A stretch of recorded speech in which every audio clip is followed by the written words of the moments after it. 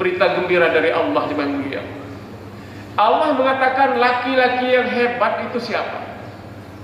Laki-laki yang hebat kata Allah, rijalun la tulhihim tijaratu wala bay'un an zikrillah. Laki-laki hebat adalah laki-laki yang tidak dilalaikan oleh perdagangan dan perniagaan. Laki-laki yang tidak dilalaikan oleh urusan-urusan dunia. Mereka selalu beringat-ingat kepada Allah. Wa iqamis salah wa ita'iz zakah. Mereka itu senantiasa mendirikan salat dan mereka membayar zakat.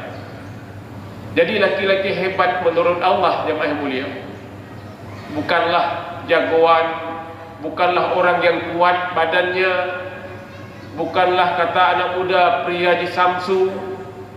Mungkin suami kita mengatakan suami saya tidak hebat, kata istri. Tapi kata Allah, laki-laki hebat itu laki-laki yang mereka itu tidak lalai daripada mengingat Allah. Mereka sibuk dengan perdagangan. Ada di antara mereka pegawai negeri, ada mereka toke-toke, ada mereka pengusaha. Namun usaha-usaha dunia itu tidak membuat mereka lalai daripada mengingat Allah. Maka mari bapak-bapak, ibu-ibu, berbahagia kita. Allah katakan kalian adalah laki-laki hebat.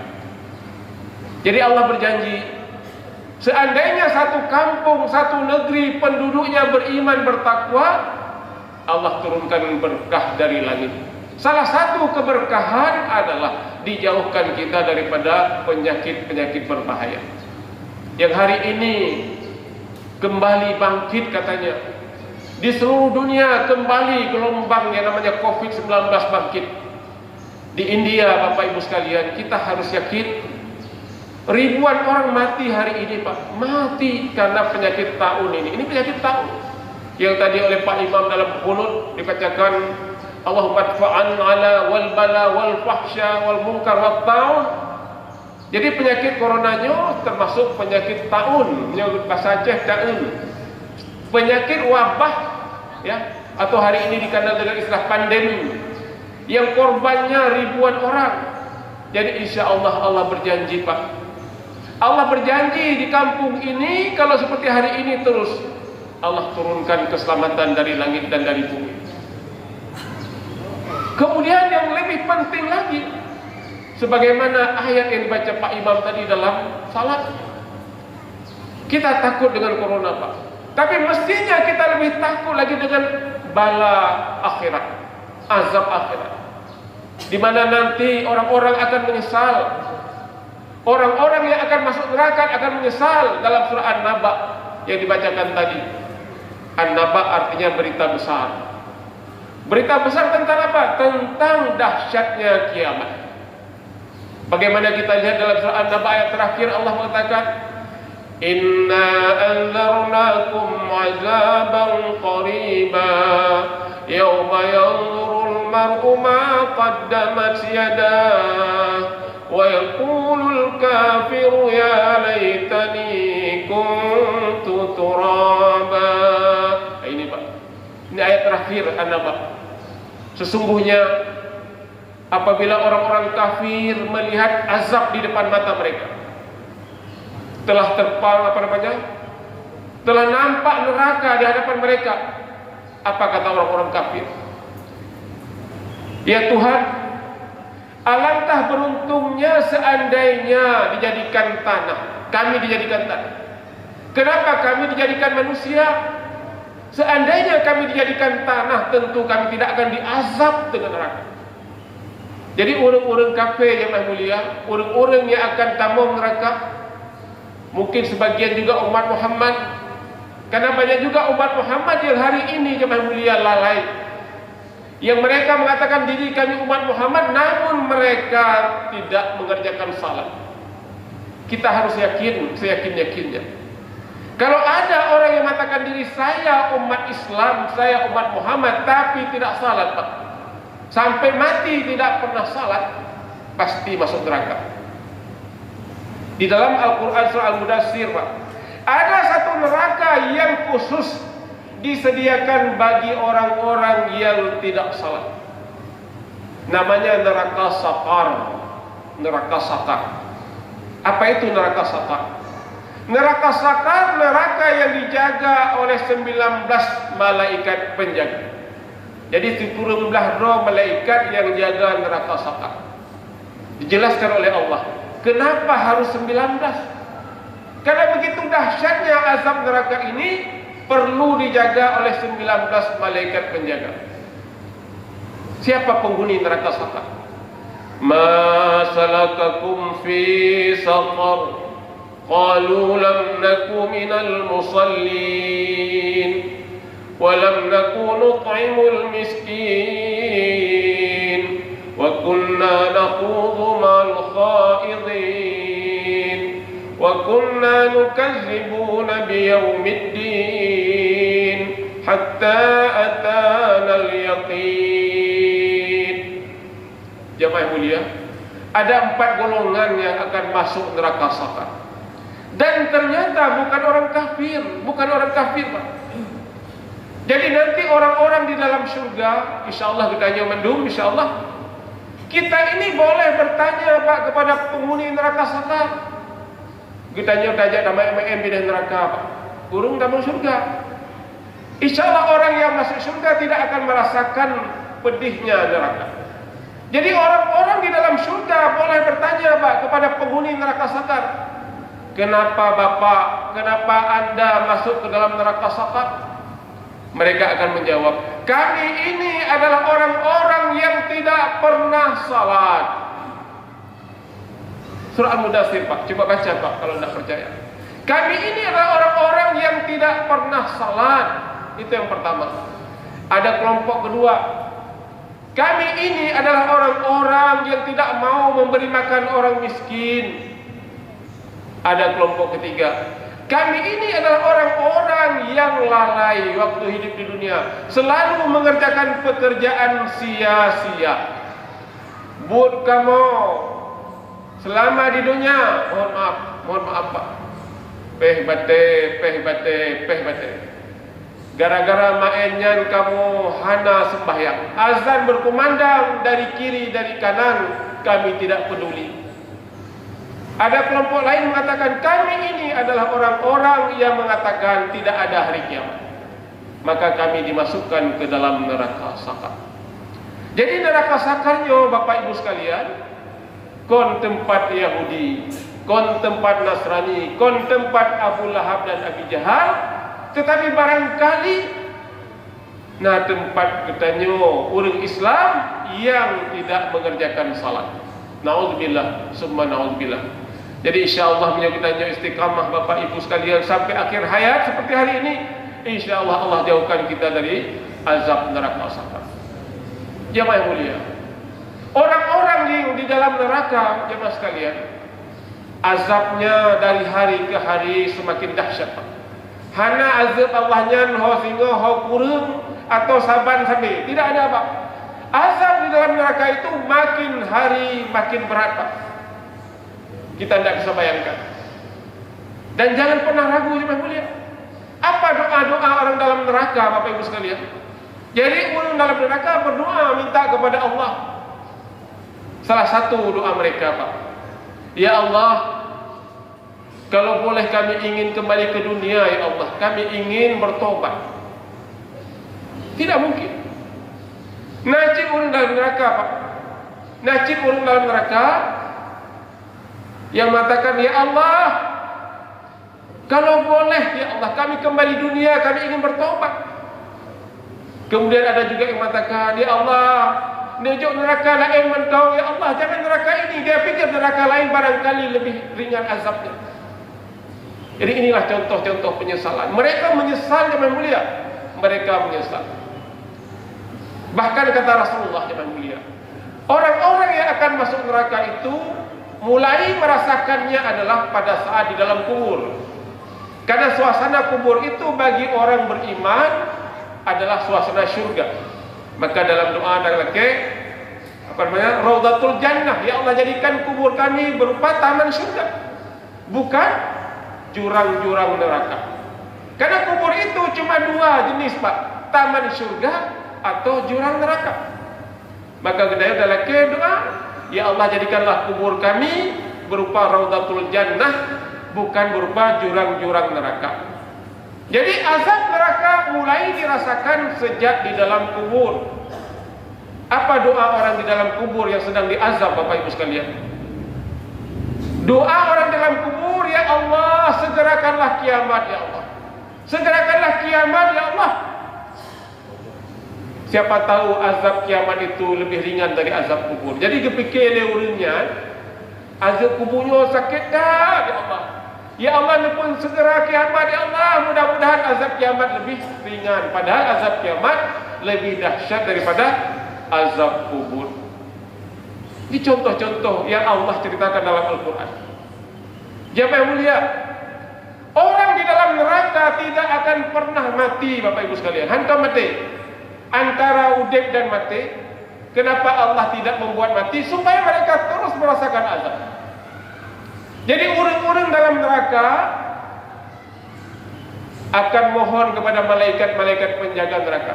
Ya malaikat, ya malaikat, tolong malaikat doa doa malaikat. Depu mati kamu, kamu sanggup boleh merasakan azab. Jadi orang-orang dalam neraka minta tolong kepada malaikat, ya malaikat, tolong sampaikan kepada Tuhan supaya kamu depu mati betul.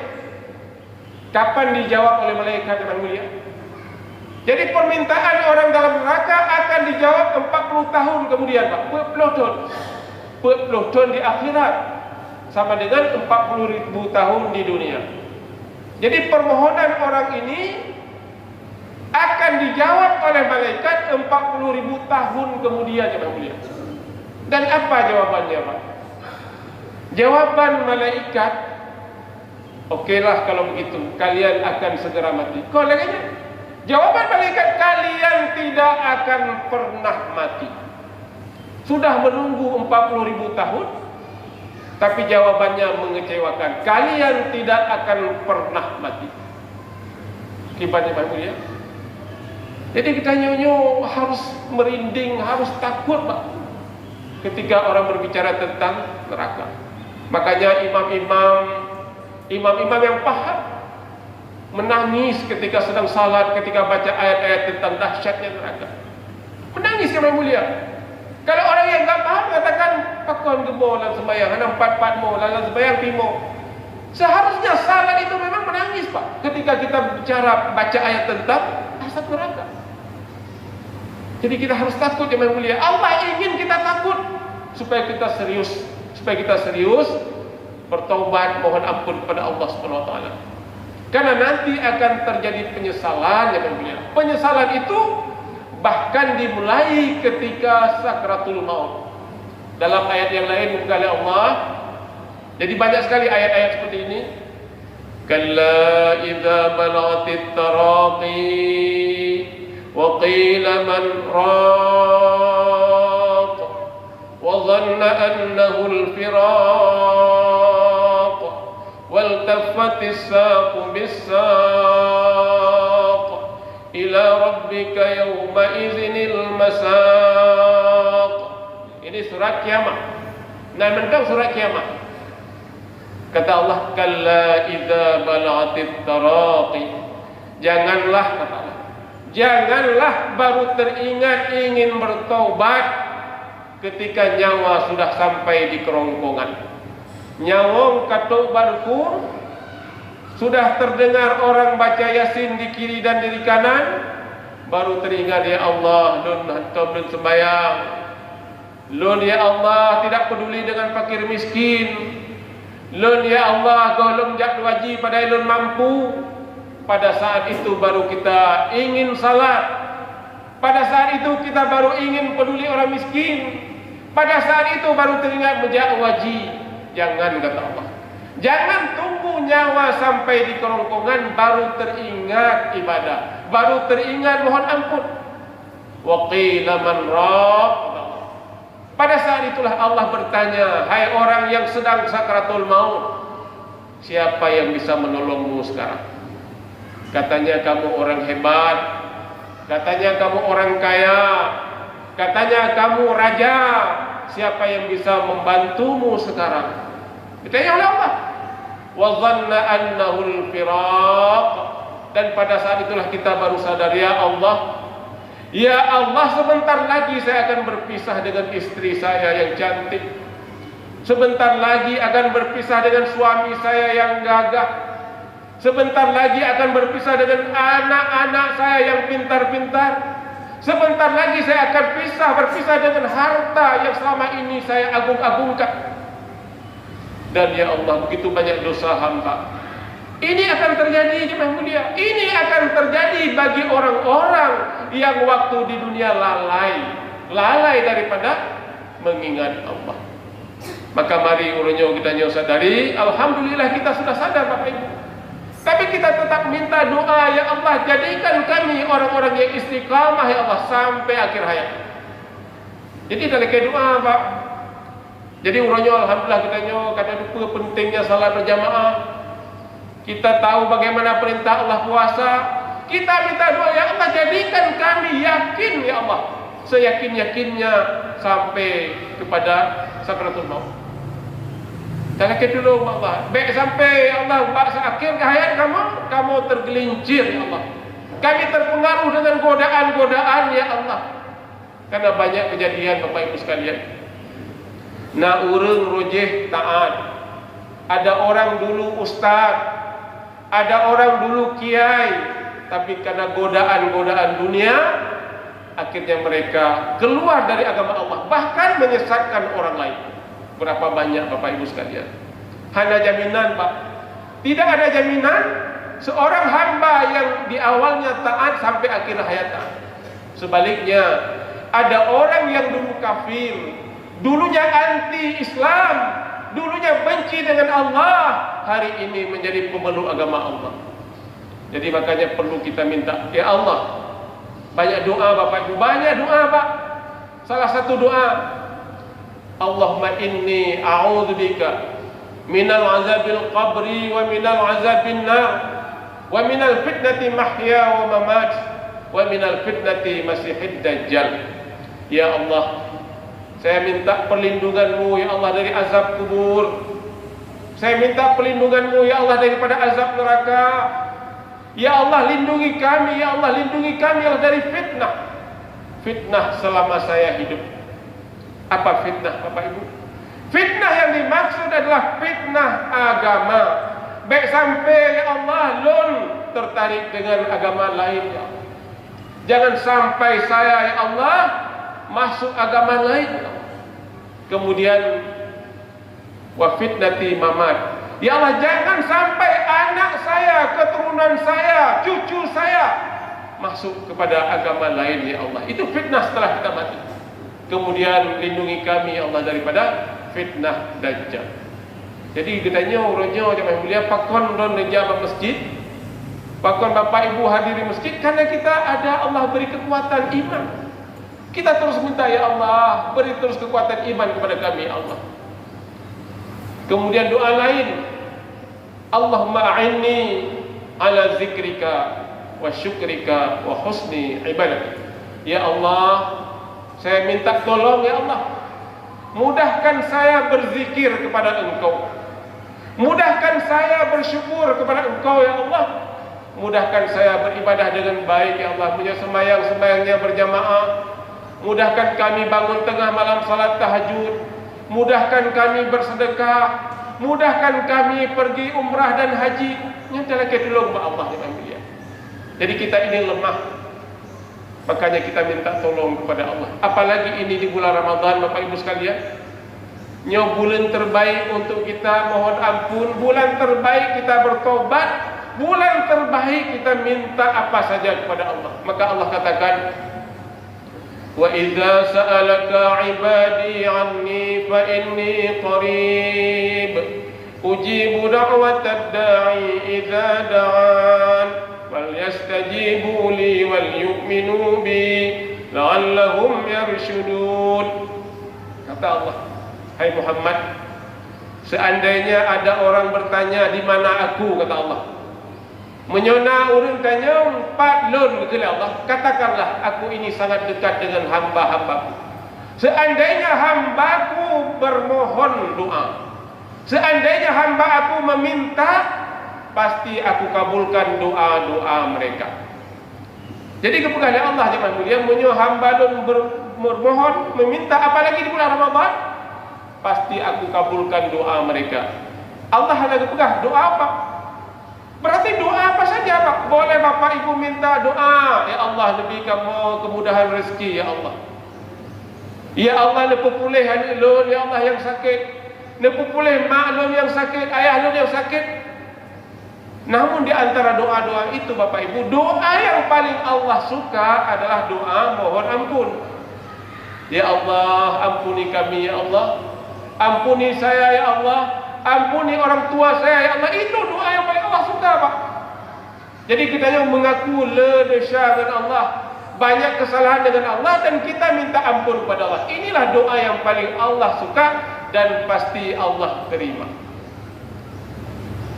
Pasti diterima Mbak punya doanya bulan Ramadan loh. Apalagi tengah malam bulan Ramadan, doa ini kita minta pasti Allah terima Pak. Dan kita harus yakin. Harus yakin. Maka jangan lupa Pak. Jangan lupa bangun tengah malam jam 3, setengah 4 salat tahajud 2 rakaat, 4 rakaat, mintalah doa ini. Doa saat terbaik. Tentunya boleh habis salat subuh, salat zuhur, salat asar, tapi doa yang terbaik bangunlah tengah malam menangis minta ampun kepada Allah. Dan mari kita merasa diri banyak dosa jemaah mulia. Baik dah fikir lo nyo sembahyang di masjid 5 waktu, salat tahajud, puasa Senin Khamis, namun kita masih banyak dosa Bapak Ibu sekalian. Nabi sendiri, Nabi Muhammad, beliau itu 70 kali minimal paling kurang beristighfar kepada Allah. Ya Nabi Muhammad.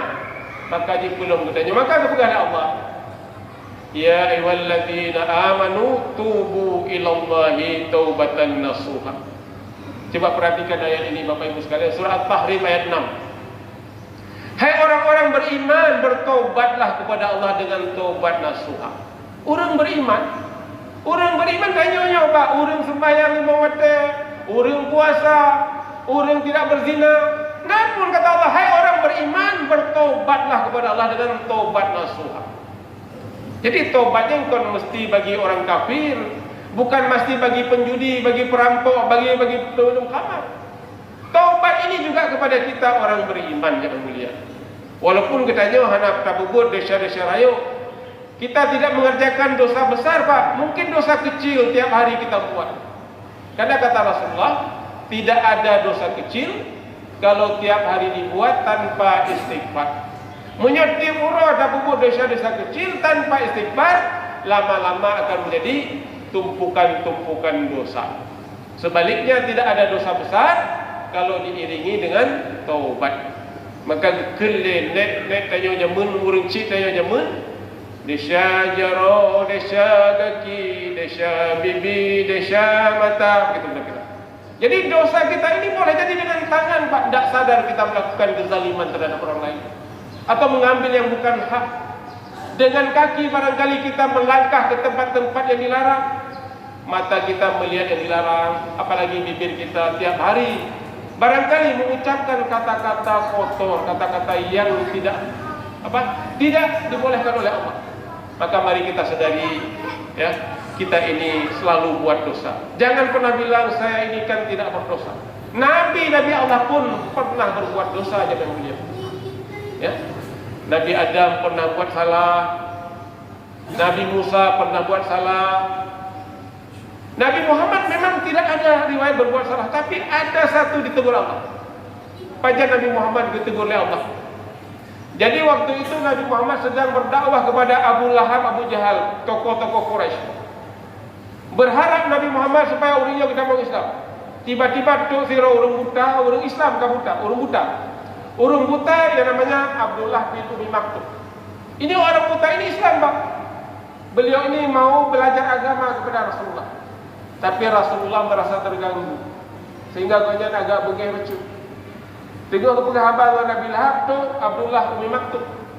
Agak masam muka Rasulullah, lalu turun ayat surah Al-Baqarah juz 29, surat yang ketiga insyaallah. Juz 30 maaf, juz 30. Jadi kepada Allah, jangan kamu bermuka masam hai Muhammad kepada orang buta ini. kita menjadi orang yang beriman. Baik gara-gara ada pentingkan Abu Jahal masa muka terhadap orang buta. Itulah kesalahan Rasulullah. Maksud Rasulullah bukan apa-apa, bukan sombong. Beliau berharap Abu Jahal ini kita mau agama Allah, kita mau Islam. Makanya juga pegah abang Abu Jahal tu Abdullahnya yang buta. Jamaah yang mulia, Rasulullah itu tidak sombong, tapi beliau bermaksud sekali lagi supaya Abu Jahal ini masuk agama Allah. Jadi belum kitanya letak dosa katanya, letak dosa dengan Allah, dosa dengan manusia. Maka mari hari ini kita istighfar. Kalau kepada manusia kita mohon maaf. Karena ciri orang bertakwa, Bapak Ibu sekalian, ciri orang bertakwa itu salah satunya adalah orang yang selalu minta maaf kepada saudaranya apabila dia berbuat salah. Ya, jadi Allah pun dalam surat Ali Imran, Pak, ayat 13, 134, 135 bahwa salah satu ciri orang bertakwa yang selalu minta maaf kepada manusia lain apabila berbuat salah. Kemudian ciri yang kedua, orang yang selalu bertaubat mohon ampun kepada Allah. Jadi mudah-mudahan tausiah yang singkat ini atau lebih kurang mungkin 20 menit bermanfaat. Semoga Allah kita selamat kitanya dari azab dunia dan terlebih-lebih azab akhirat. Azab dunia ini jamaah mulia perlu kita takuti, namun azab akhirat harus lebih-lebih kita takuti. Nah, orang menyok corona cukup siap. Pakai masker, jaga jarak, cuci tangan. Bahkan hendak kejap lewat masjid, Pak. Banyak, Pak, tak ke masjid lagi gara-gara corona. Kita perlu takut dengan corona ini. Ini memang ada, Pak, memang ada. Karena penyakit tangannya gagah pegang Rasulullah memang ada, yang mulia. Tapi kita harus lebih takut kepada azab Allah nanti. Karena beliau katanya cuma takut kepada azab dunia, itu munafik namanya. Munafik katanya, Pak. Ya. Beliau tak takut dah dengan corona, tapi hanya takut kepada Allah, itu munafik. Karena kalau Allah mau, Bapak Ibu sekalian, kalau Allah mau, kalian pakai masker. Apa kurangnya Pak orang-orang Amerika, orang Jepang, hari ini juga mereka kena corona. Mereka punya obat yang hebat-hebat, dokter hebat, tapi mati sih, Pak. Kalau Allah mau. Sebaliknya kalau Allah tidak mau, belum menginginkan, orang-orang di Afrika, Pak. Orang Afrika yang mereka tidak pakai baju, mereka itu mungkin minumnya bukan air bersih, mereka selamat dari corona. Maka kita usaha perleh, tapi yang paling penting berdoa kepada Allah. Dan Allah berjanji sekali lagi, umat beriman bertakwa, Allah berturun rahmat dari langit dan dari bumi, rahmat di dunia dan lebih-lebih lagi nanti rahmat di akhirat berupa syurga Allah Subhanahu wa taala. Subhanakallahumma wa bihamdika, asyhadu an la ilaha